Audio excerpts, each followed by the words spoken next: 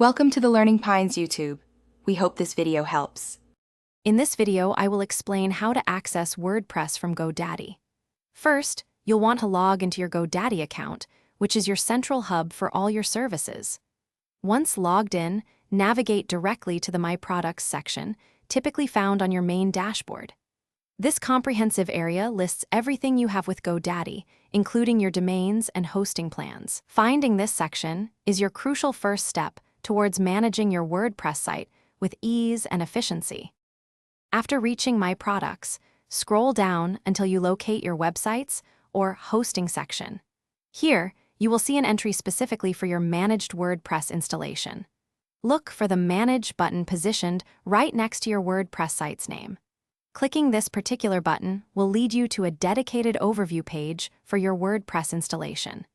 This page provides essential tools and insights for your website. Once you are on the WordPress management page within GoDaddy, your next action is quite simple. You will quickly spot a prominent button labeled Admin, usually near the top of the page. This is your direct gateway. Clicking this Admin button will automatically log you into your WordPress dashboard, bypassing the need to manually enter your credentials. You are now ready to begin creating new posts, managing plugins, or making any necessary updates to your website. While GoDaddy offers this convenient direct access, it is also useful to know you can access your WordPress dashboard by typing your domain name followed by /wpadmin into your browser.